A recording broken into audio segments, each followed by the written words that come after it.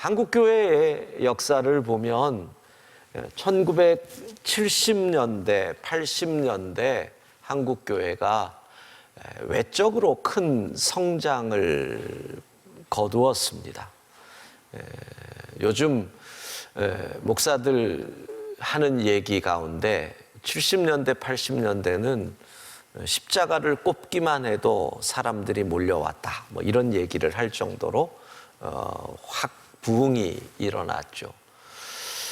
그리고 90년대의 정체기를 지나면서 2000년대가 들어오면 십자가를 꽂으면 사람들이 도망치는 시대가 되지요.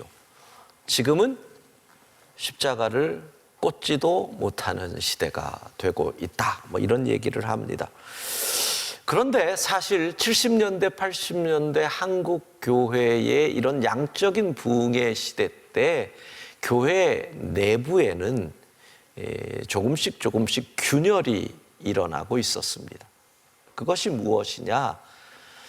고등학교까지 믿음 생활을 잘하던, 지금은 중고등학생들도 교회를 잘 안 나오죠. 부모님이 가라 그래도. 근데 그때는 어쨌든 부모님이 가려면 가던 시대니까 이들이 고등학교를 졸업한 이후에 대거 교회를 탈출하는 그런 시대가, 그게 바로 70년대, 80년대 숨겨져 있던 교회의 균열이라고 할 수가 있습니다. 그런데 이 균열을 이렇게 잘 메꿔줬던 곳이 바로 파라처치라는 곳입니다. 파라, 밖에, 너머, 그러니까 로컬 처치, 지역 교회 너머에 있는 교회. 우리는 그것을 선교 센터, 선교 단체 이렇게 불렀습니다. 70년대, 60년대부터 후반부터죠. 70년대, 80년대 선교단체, CCC, 예수전도단, 내비게이터 선교회 이런 것들이 대표되죠. 아주 큰 부흥을 이룹니다. 그러한 선교단체들이 사실은 교회에서 탈출한 청년들을 품음으로써 한국교회는 어쨌든 계속 부흥을 할 수 있었습니다. 우리가 잘 아는 목회자들 가운데 은퇴 이후에도 장애인들을 향한 사역을 계속하고 있는 홍정길 목사님 같은 분, 또 돌아가셨지만 온누리교회의 하용조 목사님 같은 분, 은퇴하신 소망교회의 김지철 목사님 같은 분들이 모두 CCC 출신입니다. 그렇게 이 선교단체들이 청년들을 흡수하지요. 어떻게 그 청년들은 그러면 그곳으로 가게 됩니까? 교회에서 신앙생활을 했거든요. 그런데 그들이 고등학교를 졸업한 이후에 요즘 말로 하면 동아리, 그때 서클, 대학의 그런 동아리에 가게 되는데 선배들이 이런 질문을 합니다.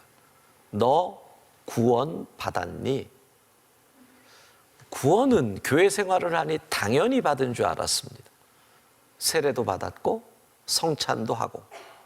받았어. 다음 질문입니다.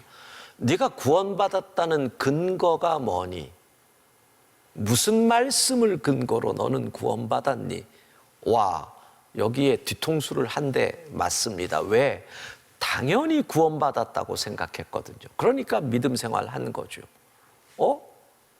거기다가 내비게이터 선교회 같은 경우는 가끔 몇 년, 몇 월, 며칠이니 네가 구원받은 날이. 이게 이제 요즘 신천지도 그런 식으로 접근을 많이 하는데 그것 때문에 기성교회와의 많은 갈등이 생기기도 했습니다. 어쨌든 이렇게 접근을 하니까 청년들이 하다가 말씀을 집중적으로 배우기를 시작합니다. 사실 그때만 해도 한국교회에서는 내비게이터가 가진 몇 단계 성경 공부, 이 단계로 나아가는 거, 또 성경 암송 이런 부분들이 없던 시절이었거든요. 그렇게 체계적으로 말씀을 배우고 또 아주 대표적인 극단적인 이 단체 대학생 성경 읽기 UBF 같은 곳에서는 매일 큐티와 일종의 자아 비판과 같은 이 라이프 소감문 쓰기 뭐 이런 것들을 통해 가지고 얼마나 훈련을 시켰는지요. 그들이 거기서 믿음을 깨닫습니다. 믿음을 배웁니다. 자, 그들이 고등학교 때까지 믿음 생활을 훈련을 했습니다. 믿음 생활. 교회를 나간다, 예배를 드린다, 뭐 믿음 생활을 훈련했습니다. 그런데 결국은 믿음 없는 믿음 생활을 했던 것입니다. 믿음 없는 믿음 생활을 하니까 교회는 어느 순간 윤리학교가 되었고 도덕학교가 되었습니다. 이렇게 살아야 해. 이렇게 해야 돼. 믿음 없는 믿음 생활을 시키려면 믿음을 대체할 수 있는 뭔가 다른 것을 제안해야 됩니다. 그때 제안한 것이 무엇입니까? 축복. 이렇게 믿음 생활을 하면 축복받아. 이 축복이 믿음을 대신해서 믿음 생활을 하게 하는 한국교회의 불행한 모습이 나오는 거죠. 그러니까 도대체 믿음 좋은 게 무엇이냐에 대한 퀘스천이 생기죠. 70년대 믿음 좋은 독실한 교인의 모습은 이거였습니다. 술, 담배를 안 한다. 70년대 믿음 좋은 교인들은 이런 거였습니다. 주일에 가게 문을 닫는다. 장사를 안 한다. 이게 믿음 좋은 믿음 생활이었던 겁니다. 어느 장로님은 저하고 대화하는 중에 본인이 처음 직장에 들어갔을 때 공무원이었는데 자기가 만났던 상사의 이야기를 합니다. 그 기관 내에서 믿음 좋은 독실한 교인으로 인정받았던 분, 어떤 회식 자리에서도 술을 한 모금, 담배도 안 피웠던, 여러분 70년대면 사무실에서 담배 피우던 시절입니다. 회식 자리에서 술을 거부했다가는 찍혀서 그 직장 생활 살아남지 못하던 시대입니다. 그런 곳에서 술, 담배 안 하고 버텨서 독실한 교인, 그런데 연관된 공무원으로서의 권력으로 연관된 곳에서 봉투도 받고 또 일 때문에 부하 직원들을 인격을 무시하는 말로 꾸짖기도 하고, 그런데 사람들은 술, 담배를 안 하고 주일에 교회 간다는 이유로 그를 믿음 좋은 교인이라고 했습니다. 도대체 뭐가 믿음이 좋은 걸까요? 도대체 뭐가 믿음이 좋은 걸까요? 11조를 하면 복을 받는다. 심지어는 어떤 분은 직원들의 임금을 안 주기도 하고 폭리를 취하기도 하고 남들을 속여서 돈을 버는데 그 돈으로도 11조는 꼬박꼬박 하는 분들이 있었습니다. 70년대 얘기입니다. 요즘 그런 분들이 있겠습니까? 그리고 이렇게 얘기를 했습니다. 내가 이렇게 부자가 된 것은 11조에서 복을 받은 것이다. 도대체 믿음이 무엇일까요? 자, 여기까지 얘기하고 본문으로 들어갑니다. 자, 오늘 본문 예루살렘 공유의 이야기죠.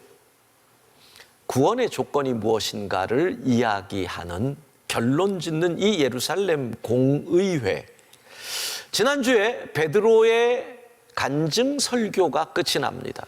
나의 인생을 돌아보니, 하나님께서 나를 택하신 그 여정을 살펴보니 내 인생의 정말 내가 그동안 믿었던 나의 모든 기본이 송두리째 흔들렸던 경험, 백부장고넬료, 승승장구 복음이 퍼지고 이방인들이 돌아오던 그 경험, 부끄러운 경험,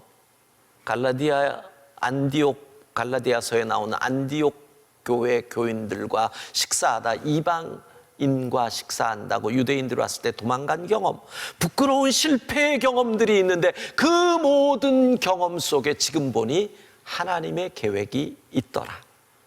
이게 베드로의 얘기죠. 그리고 오늘 본문 12절로 들어가면 바울과 바나바가 예루살렘 공의회에서 자신들이 겪었던 선교의 보고를 합니다.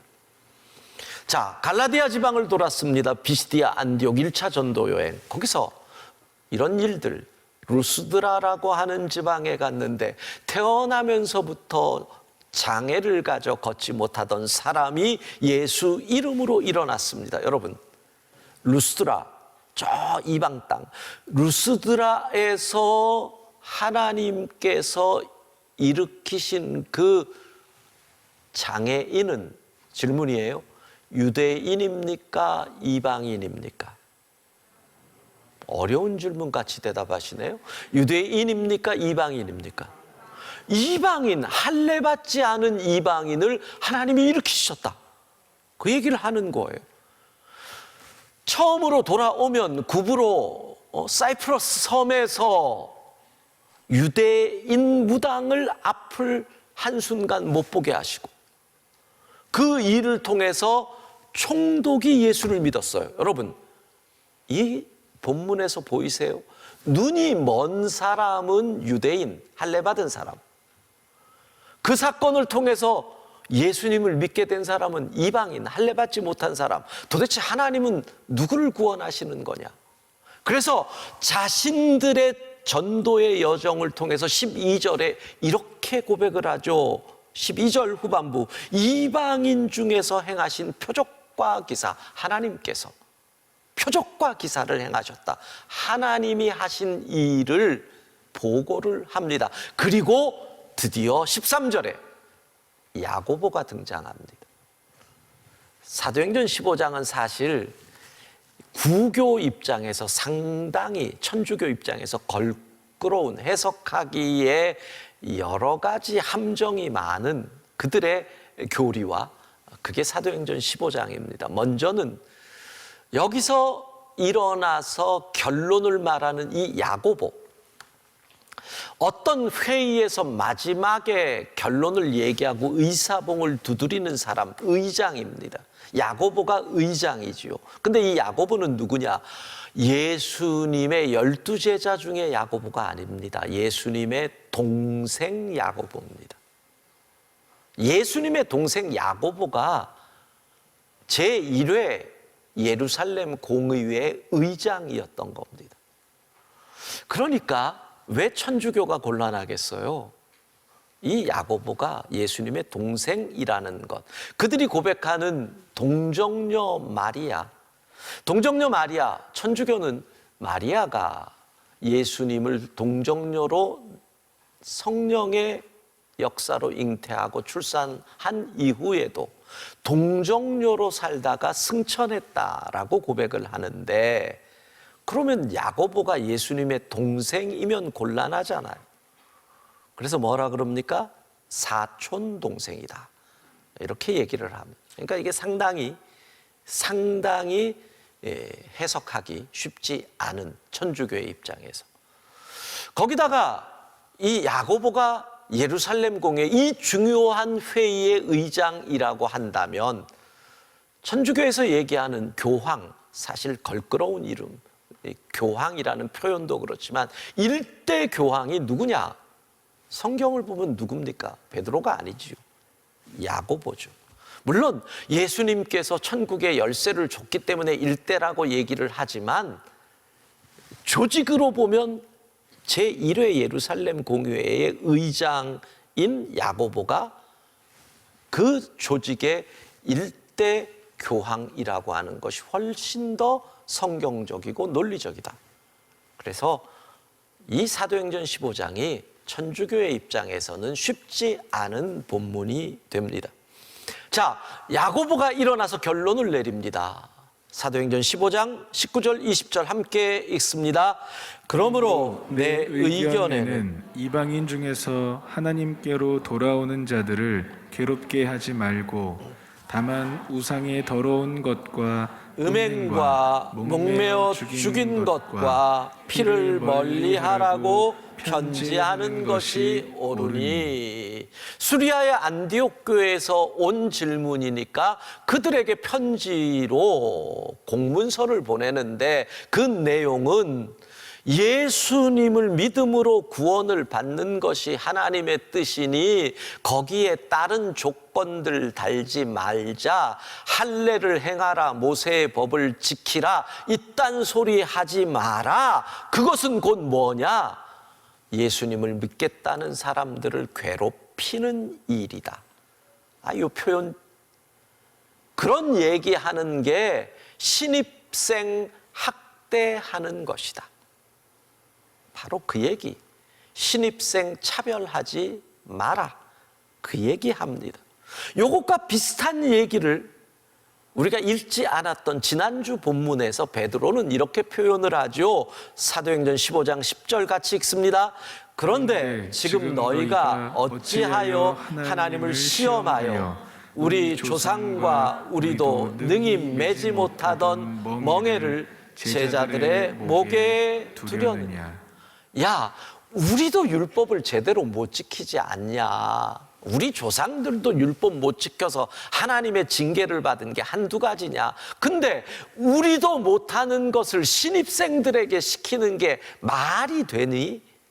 너희 생각해봐라. 너희도 못하면서 하라고 하는 거, 이것은 곧 하나님을 시험하는 것이다. 괴롭히지 마라. 여러분, 예수 그리스도를 믿음으로 구원을 받습니다. 하나님의 은혜인 줄로 믿습니다. 이거는 더 이상 얘기하지 말라는 겁니다. 이거는 끝! 땅, 땅, 땅! 그런데 이제 너희가 지켜야 할 것, 믿음으로 구원받았지만 믿음 생활을 위해 주의해야 할 4가지를 권하겠다, 권면한다는 겁니다. 너희가 사랑해서 결혼하지? 그래, 결혼하는 거 축하한다. 결혼하겠다고 아들이 여자친구 데리고 오면 허락하지요.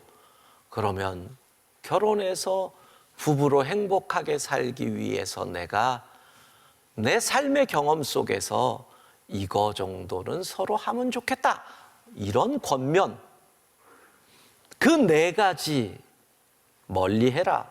첫 번째, 우상의 더러운 것, 음행, 목매어 죽인 것, 피를 멀리하라. 다 알겠어요. 근데 우상의 더러운 것은 무엇일까? 우상 숭배하지 말라, 이건 여기에 해당되지 않아요. 그것은 믿음의 부분. 예수 그리스도 외에는 천하 인간의 구원을 얻을 만한 이름을 주신 적이 없기 때문에 우상 숭배하지 말라는 예수님을 믿음으로 구원받는다에 해당되는 거예요. 그러면 우상의 더러운 것 멀리하라, 이건 뭘까요? 29절에 보면 설명이 나와 있어요. 다음에 하겠지만 우상에게 바친 제물을 멀리해라. 우리식으로 하면 제사 음식 조심해라, 이런 뜻이 되는 거지요. 자, 3가지가 먹는 거예요. 우상에게 바친 음식, 피, 목매어 죽인 짐승의 사체 먹는 거 조심해라. 음행, 당연히 멀리해야 할 것. 자, 그러면 이렇게 되는 겁니다. 야고보가 제안한 4가지, 이게 뭐냐? 지켜야 할 것이지만 구원의 조건이 되는 것은 아니라는 거예요. 다시 표현하면 덕에 해당되는 부분이라는 거예요. 왜? 이게 구원의 조건이면 여기에서도 구원 못 받을 분이 너무 많아요. 선짓국 좋아하시는 분들, 피를 먹지 말라 그랬잖아요. 근데 우리 선짓국 드시는 분들 많을걸요? 그러면 이미 걸리는 거죠. 제사 음식 맛있습니다. 제사 음식도 먹는 분들도 구원의 조건에 걸리는 거예요. 요즘은 덜하지만 한 3, 40년 전까지만 해도 개고기 다 걸려요. 개고기. 목매어 죽인 짐승. 예전에는요, 개를 목매어 죽였어요. 좀 잔인한 얘기인데 우리가 가난하던 시절, 개를 먹거리로 쓰던 그 시절, 한국 교회 초기에 1920년대, 30년대 교회들 재직회 회의록에 보면 맨 끝에 재직회 끝나고 교회 뒤에 동산에 가서 개고기를 함께 먹었다. 그러면 그 개고기는 어떻게 잡았겠어요? 목매달아. 그러니까 이건 뭐예요? 이건 구원의 조건이 아니라 그 시대와 그 문화에 따라서 바뀌는 덕의 부분이라는 거죠. 우리 대표적으로 생각해 봐요. 1880년대 한국에 기독교가 들어오고 선교사들이 내놓았던 덕이 뭐예요? 술, 담배, 금지. 그런데 그것이 50년대, 60년대 지나가면서는 어떻게까지 얘기했어요? 술, 담배를 먹으면 구원 못 받는다까지 얘기했잖아요. 그런 과정을 통해서 지금은 그게 구원의 조건이 아니라 그리스도인의 덕이구나로 우리가 받아들이잖아요. 그러면 중국에 기독교가 들어갔을 때는 무엇을 덕으로 걸었어요? 중국에 들어갔을 때는 이렇게 얘기했어요. 그 시절 중국에 가장 해를 끼치는 두 가지를 금지했어요. 하나는 마약, 왜 아편전쟁. 그 다음엔 도박. 중국의 도박은 공산주의도 못 막은 거예요. 마작. 그래서 그리스도인들이 도박과 마약을 금지한다. 중국 그리스도인들의 덕이에요. 이렇게 구원은 믿음으로인데 덕을 세워라. 네 가지는 믿음 생활에 관한 거예요. 자, 오늘 말씀의 결론을 미리 내리면 이렇게 됩니다. 행함으로 구원받는 것이 아니라 오직 예수 그리스도를 믿음으로 구원받는 것이다. 그런데 예수님을 믿고 구원을 받으면 구원받는 자로서의 행함이, 생활이 따를 수밖에 없다. 여기서 설교 서두에 말씀드렸던 1970년대, 80년대의 청년들의 교회 탈출 이야기로 잠깐 돌아가 봅시다. 왜 청년들은 교회를 탈출했을까요? 그 탈출한 청년들은 왜 선교단체로 들어갔을까요? 교회가 아직 믿음이 없는 아이들에게 믿음 생활만을 강조했던 거죠. 믿음 생활. 그러니까 교회는 윤리학교였던 거예요. 도덕학교였던 거예요. 이거 하지 마라, 이거 하지 마라, 이거 하지 마라. 그러다가 그게 안 되니까 교회가 뭐가 돼요? 축복학교가 돼버려요. 이거 하면 복 받는다, 이거 하면 복 받는다. 믿음, 예수 그리스도의 피 묻은 복음이 들어가지 않은 상황에서 믿음 생활만 강조하니까 아이들이 부모의 슬하에 있을 때는 예하다가 그것을 벗어나는 순간 와, 자유, 떠나는 거죠. 그 아이들이 복음을 만나니 맞아, 그러면서 믿음 생활로 나아가는 거예요. 조금만 더 얘기합시다.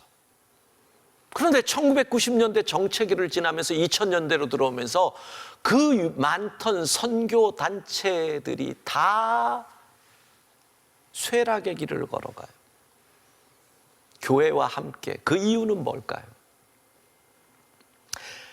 CCC도, 내비게이터 선교회도, 예수전도단은 경배와 찬양으로, CCC는 또 나름 이끌어 가지만 수많은 선교단체들이, 그때 막 생겼던 선교단체들이, 그 이유는 믿음을 강조했는데 믿음 생활은 그렇다 그랬잖아요. 그 시대의 세상의 문화와 세상의 흐름 속에서 그리스도인들의 삶을 규정해 줘야 돼요. 그걸 못했던 거예요. 인권의 시대에 인권을 얘기하지 못했어요. 민주의 시대에 독재와 민주를 올바르게 가르쳐 주지 못했어요. 환경이라고 하는 문제에 대해서 빨리 답을 하지 못했어요. 그러니까 믿음은 얘기했는데 믿음 생활의 영역이 협소하게 가다가 이제는 수많은 청년들이 거기를 떠나는 그 쇠락의 길을 가게 된 거죠. 그러니까 교회는 늘 믿음과 믿음 생활을 시대 속에서 어떻게 좋아하느냐, 이게 바로 교회의 역사가 되는 거죠. 믿음 없는 사람들에게 믿음 생활을 강조하면 둘 중에 하나입니다. 교회를 떠나거나 남아서 율법주의자가 되거나. 그게 교회의 역사가 증명하는 겁니다. 자, 믿음 생활 부분을 정리를 더 합시다. 바울 사도는 이게 계속 논란이 되니까 믿음 생활을 어떻게 해야 하느냐를 가지고 우상의 제물을 먹는 부분을 가지고 설명을 합니다. 그게 고린도전서 10장에 나옵니다. 나중에 읽어보십시오. 우상의 제물을 먹느냐 마느냐 하는 부분 멀리 하라라고 얘기를 했는데, 이방 땅에서 예수님을 믿는 사람들, 특별히 이방인 중에 그리스도인이 된 사람들은 우상의 제물을 안 먹을 방법이 별로 없었습니다. 고기를 먹으려면 그 시절에 정육점에 나오는 고기에 많은 고기들이 이방 신전의 제물로 바쳐졌던 고기가 정육점으로 나왔기 때문에 자기가 특별히 짐승을 직접 잡지 않거나 아니면 그러한 이유로 기르는 축산 농가와 연결돼 있지 않으면 그런 고기를 먹기가 어려웠던 배경 속에서 우상의 제물을 멀리하려고 하는데 맨날 우리가 잡을 수 있는 고기는 그거밖에 없는데 이걸 어찌해야 합니까? 라는 갈등이 있을 때 바울이 고린도전서 10장에 이렇게 얘기합니다. 따지지 말고 먹어라. 많이 들은 소리죠. 묻지도 말고 따지지도 말고 음식을 먹어라 그냥. 그래서 이 음식의 문제를 가지고 디모데에게 한 말씀이 뭐예요? 하나님이 지으신 모든 것이 선하매 감사함으로 받으면 버릴 것이 없는데 왜 이게 무슨 거냐 어디서 왔느냐를 따지느냐. 묻지도 따지지도 말고 감사함으로 먹어라.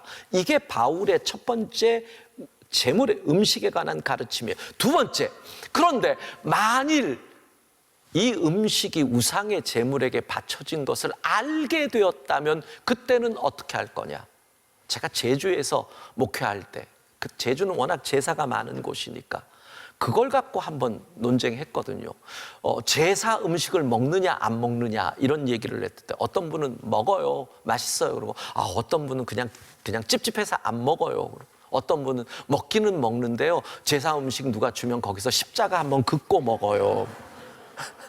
십자가를 한번 그으면 뭔가가 그래서 너무 웃었던 적이 있습니다. 그러면 어떻게 하느냐? 십자가 긋고 먹을 거냐? 바울은 이렇게 얘기를 합니다. 먹지 마라. 근데 이유가 있어요.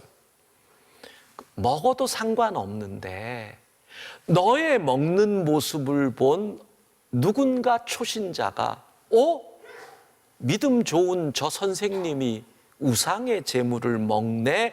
라고 시험 들 수 있기에 그때는 먹지 마라. 제가 술이다 와인이다 이런 거 제 믿음과 전혀 상관이 없어요. 그런데 지난주에 말씀드렸지만 누군가가 내 앞에 있는 와인잔을 보고 시험에 들 수 있다면 우리 목사님이 세상에 술을 마신대, 한 걸음 더 나가면 술 없이 못 산대, 한 걸음 더 나가면 매번 드신대, 이럴 수 있을 거 아니에요.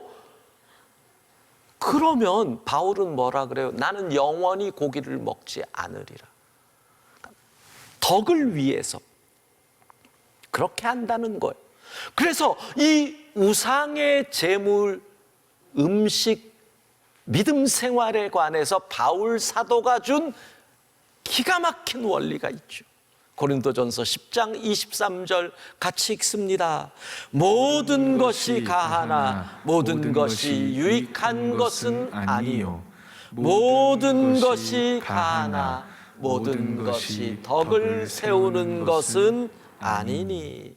모든 것이 가해요. 우리의 믿음은 예수 그리스도를 믿음으로 구원받기 때문에 술 한잔 한다고 이게 우리의 믿음을 흔들 수 없어요. 근데 그 모든 것이 덕을 세우는 건 아니라는 거죠. 덕. 그 모든 것이 교회에 유익을 주는 것은 아니니 덕과 유익을 생각해서 너희가 선택하고 결정해라. 이게 바울 사도가 준 원칙이라는 거죠. 여러분의 자녀들과 어떤 대화를 나누십니까? 야, 교회 좀 나가라, 교회 좀. 엄마 왜 자꾸 나가라 그래? 교회 가서 그래서 말씀 들으면 네가 착한 사람 될 거 아니야. 기껏 얘기하는 엄마들의 얘기가 믿음 생활이에요. 착한 사람. 그러면 애가 속으로 이렇게 생각해요. 맨날 말씀 듣는 엄마는 참 착하다. 믿음 생활을 얘기하면 생활로 온다니까요. 교회 좀 나가라. 엄마 왜? 야, 우리 죽어서 천국 가야지. 그럼 애가 속으로 엄마가 먼저 가지, 난 아직 멀었는데, 이렇게 생각을 해요. 교회 가야지. 그리고 복 받아야지. 아이들에게 11조 해 하나님이 복 주시지. 그러면 요즘 애들은 그렇게 생각해요. 11조 할 돈으로 투자하면 더 벌 수 있는 길이 많은데. 믿음 생활만을 얘기한단 말이에요. 생활만을.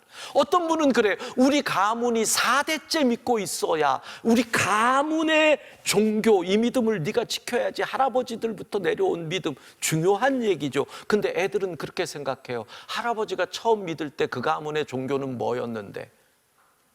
처음 믿을 때 그 가문은 다 불교 아니면 유교죠.